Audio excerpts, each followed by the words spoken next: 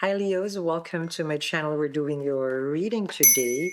This is another reading for October 1 to 7. This is a weekly. I've finished your weekly reading, your monthly reading, your 10-10 portal reading, and also your bi-weekly. So make sure you watch that. I've already uploaded it. Okay.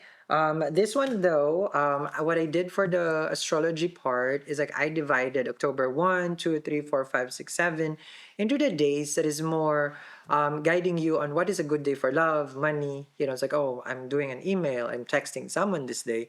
So that way you can plot down the days because that's what I do. In order for me to get into a success, I plan it out based on the stars. So I would share that with you.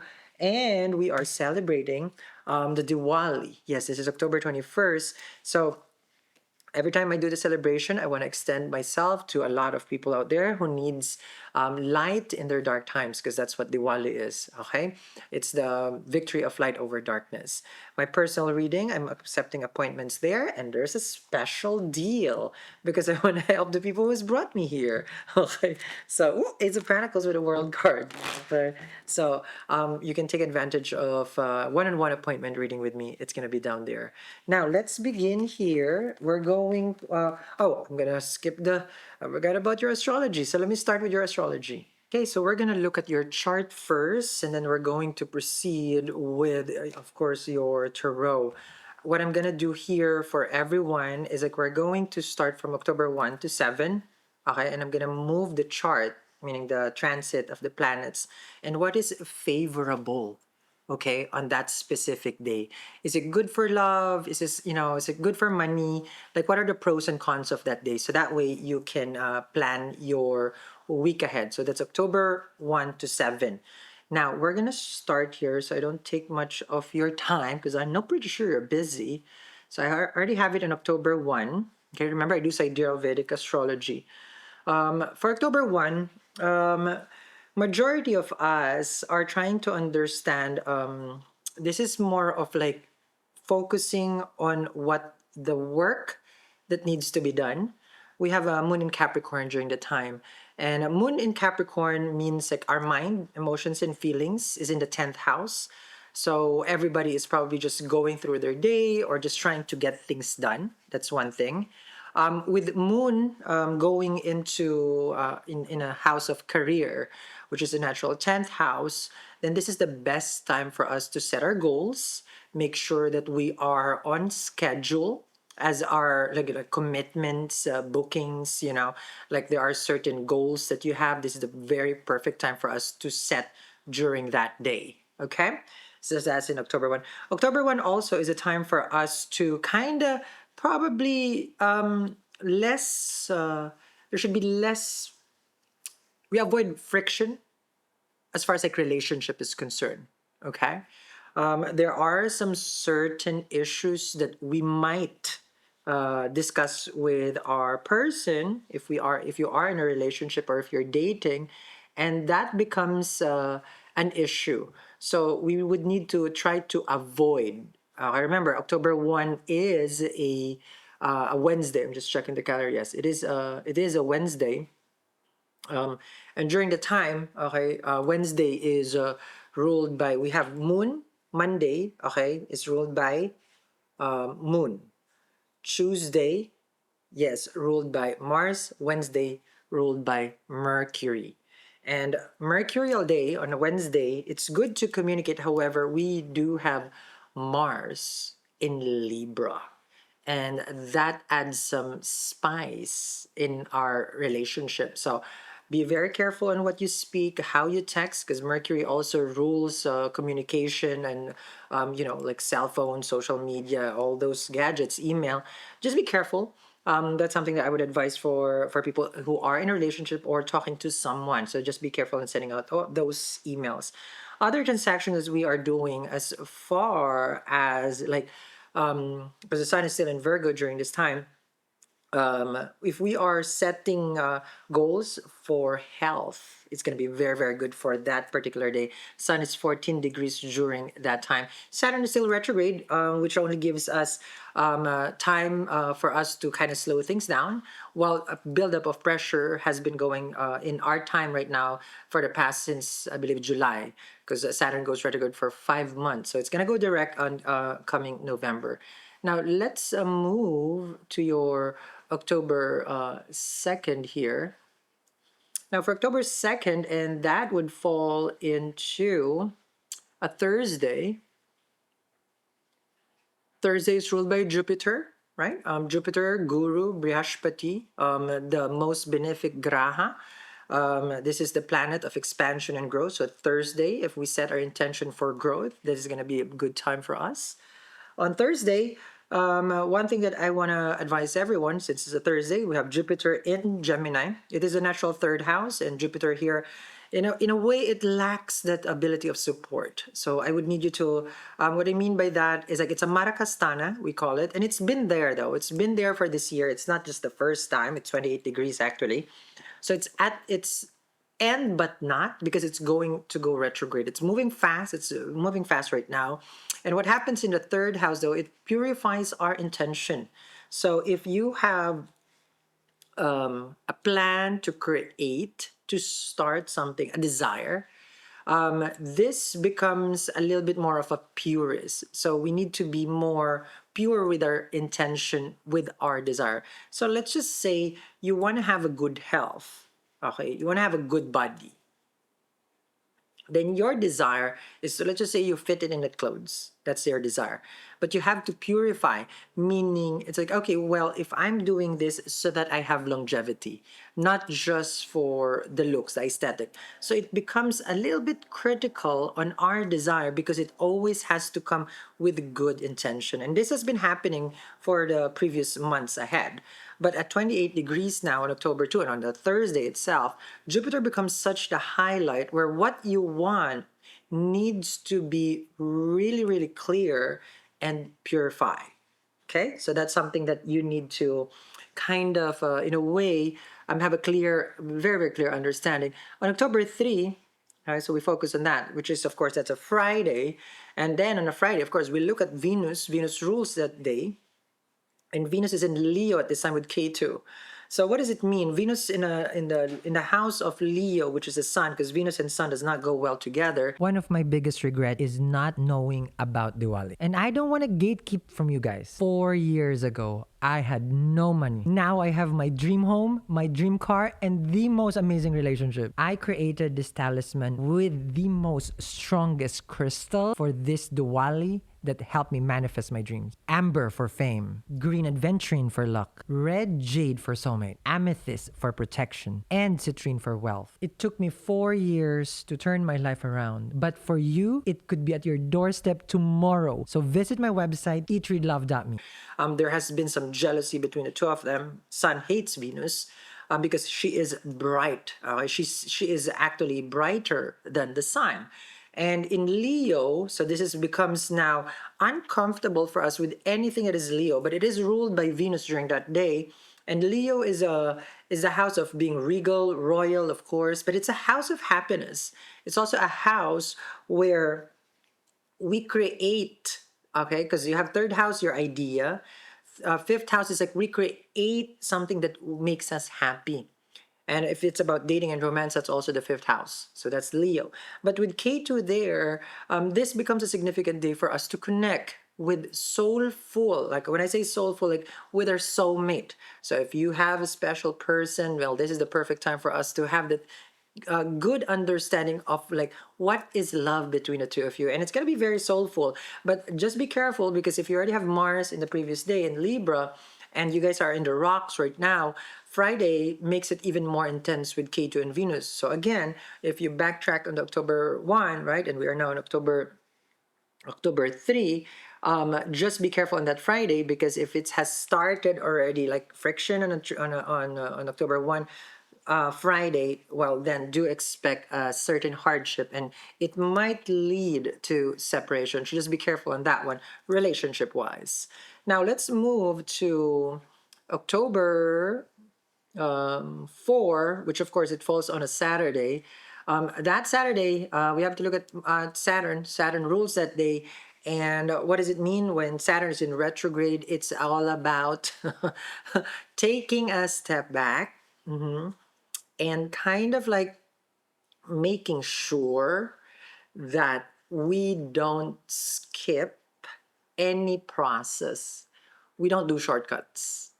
Saturday, normally people are out and about. Either Sunday is the cleaning of the home, and Saturday is out and about.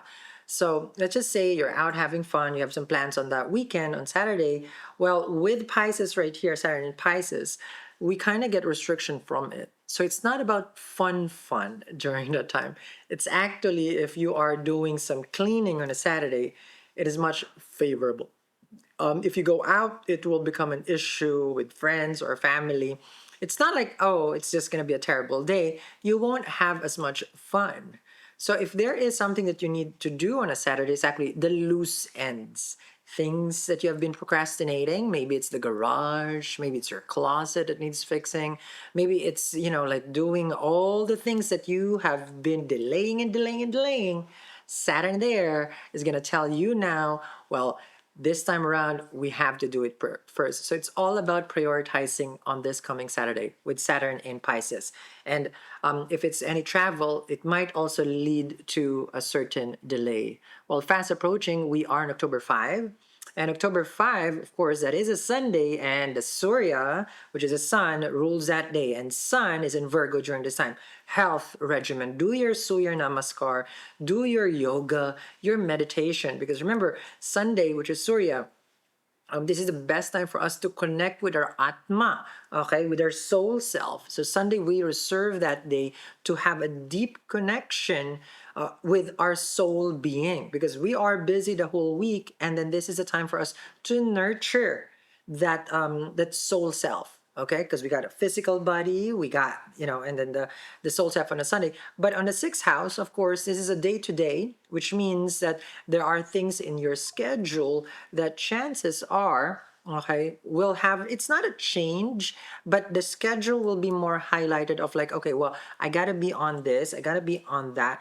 And what you want here is actually it's perfection. You might be very critical with the things that you have to do on that particular, because this is the only day I can do it. I cannot do it the other day. So just be careful, because remember, Mars is still in Libra, and that creates conflict with your relationship. So Sunday is more of like going within, and we avoid the people out there. Just in case you guys are wondering, and be careful because there's a lot of confusion during that day. Moon and Rahu is together, and when Moon and Rahu is together, it creates confusion in Aquarius. So that specific day, kind of play it safe. Let's try to avoid as much as interaction.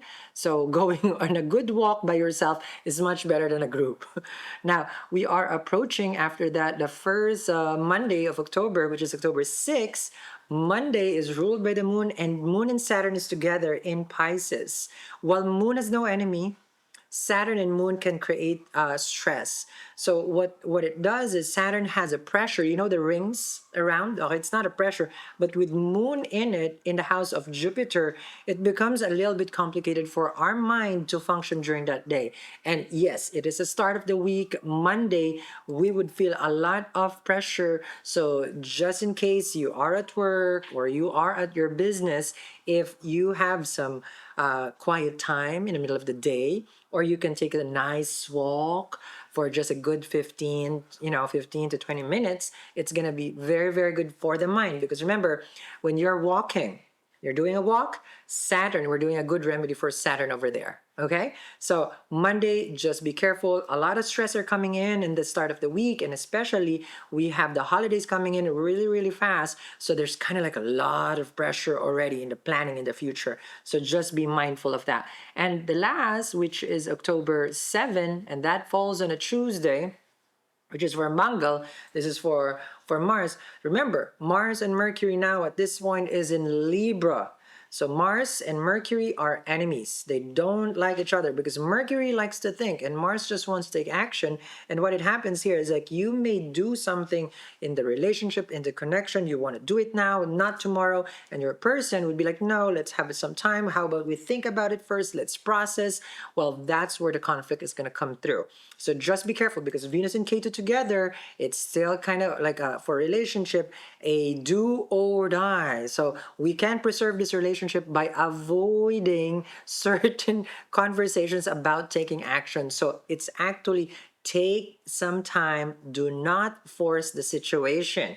And that is your October 7th. Such a lovely, lovely prediction for everyone. So make sure you put in the comments down there what your plan is, okay, for that week. And now, as always, we're gonna start your tarot.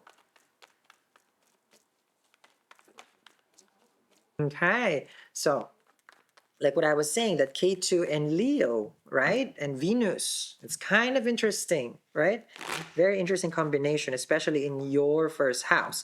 Now, what I've just shown to you guys there is the Diwali. This is my own talisman that I've created. I've used every time.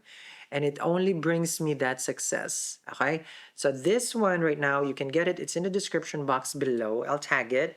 When you get this, I want the Leo to claim because you get a free zodiac. This is a zodiac kit. This is for the Leos. You just have to choose it. You add it to your cart. It's free. Okay.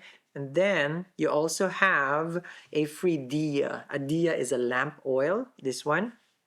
I will share with you later why it's free and how to use it on the 21st. What kind of remedy it is for. Well, it's for money. Okay, I will share with you. It's very easy. It's free. So let's see here for the Leos.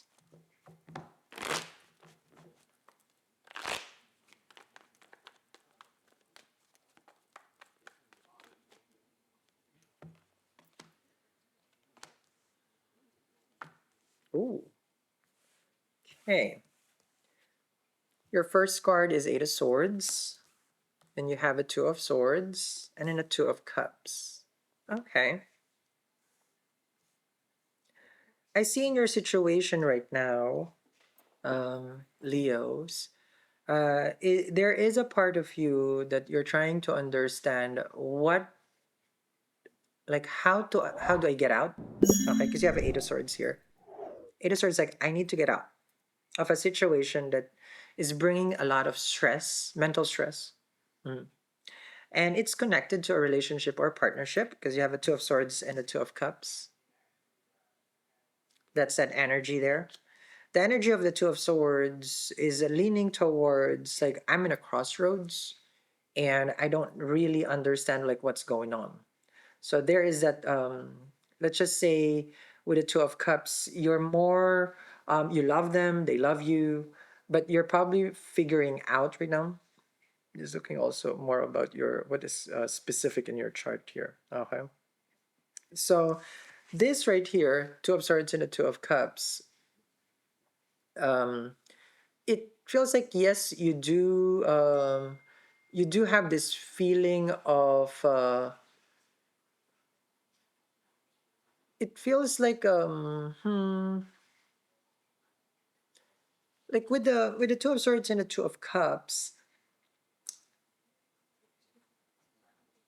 it's like I want it to work. There you go. I want it to work. Two of Swords and the Two of Cups, and I want it like in a way like I want it. You know, there's no way that this is not gonna. There's that desire. There's that hope. There's that feeling. Um, it feels like you're asking for yes, in a way, a miracle for the situation to improve in the relationship. Mm-hmm.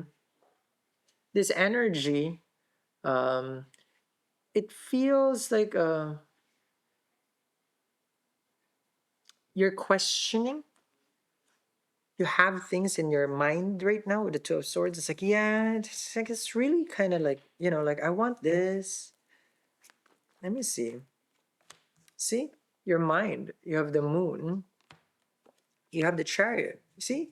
If it was just you, this relationship would have been fine. Okay, this is what you're saying here. If it's just me, this relationship would have worked out easy. Okay, let's see. I'm just gonna make notes for you, Leo, so I don't miss out on the when I make the title. Um, the moon in the chariot, it's it's this destination of the relationships. Like I want this, I want to cross the chariot and the moon. I want to be able to get myself. Okay, the moon in the chariot. Okay, or you probably you want a relationship and you're single with Eight of Swords, and your mind right now is going around in circles, wanting and craving for this relationship, right? So there's that energy of like, yeah, that's really what I want. That's really what I want. Okay, let me see.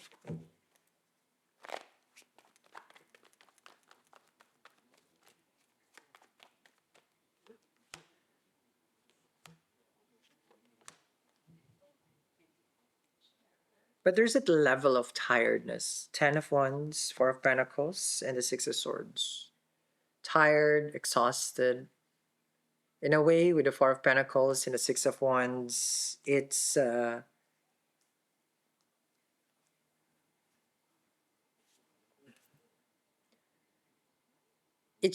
like you're holding on to everything in this relationship. Like you've reserved yourself for this. You have a high expectation. The Ten of Wands, and then you have a Six of Wands. It's giving like Six of Wands. That's like because this is a Leo card as well. It's like this relationship should be the one. This relationship should be a success. I want to be with them. Spend time with them. Do everything with a soulmate. Basically, like you want their company. Mm-hmm. Queen of Cups, Six of Cups, the nostalgia, the good memories. I'm not sure then if you guys are separated because now it looks like with the Six of Cups, you are thinking of this person, this individual, Six of Cups and the Two of Cups. You've been thinking about them constantly. Okay? Like the energy that I am seeing here for you is like you go around in circles thinking about them and how much you love them and how much you guys have shared wonderful memories. So, is it good? Is it bad? No, well, it's neither. Um, I don't sense that you're in the like desperate. No, but I know that this relationship. I don't sense that they're talking to you though. Ten of Wands here with the Four of Pentacles. I see this more of like um, Ten of Wands and Four of Pentacles. It's like they shut down on you. Okay. And then that became like the paranoia, Eight of Swords. Now, it seems like we are manifesting light in the darkness, Leo, right? So make sure, oh, I wish I would get it. This one, okay, before I forget. When you get the lamp, it's a dia. On the 21st, the darkest new moon, on October 21st, okay? Um, it's the same day shipping because I need to rush for you guys. You light it, and then at night, Goddess Lakshmi comes out at night, visits the cleanest home. So make sure you clean. And then she brings abundance, prosperity, wealth. She is the goddess of wealth. And make sure you have a Goddess Lakshmi yantra on the northeast side of your home because that's where she would visit and then she would give you the wealth, the prosperity. Because at night she comes out. And don't forget, Goddess Lakshmi got married during that time also to Lord Vishnu. So there's also this, it's not just material wealth, it is also a combination of spiritual wealth. Okay, because it's your soul union. Now, everything is down there. I'll tag it. Okay, don't forget. You have your, don't forget your charm, your Diwali miracle, especially if you're manifesting miracle, your free kit. Don't forget that. Okay, it's all down there. You are the receiver, Leo. You got Empress, which is Venus. And Venus is in Leo. Hopefully, you didn't skip that part in the astrology. You didn't, right? Because Venus is in Leo. So make sure you rewatch that part. Because when Venus is in Leo, you are the receiver. And I've shared this with all the Leos in either the weekly, the other readings as well. So make sure you catch up on that one. Okay. Well, I'm just gonna wait for you. I'll help you if you need helping with manifestation or personal reading. Oh, make sure you hit the bell because I do live readings on YouTube and I also do one-on-one readings. Well, I will see you again.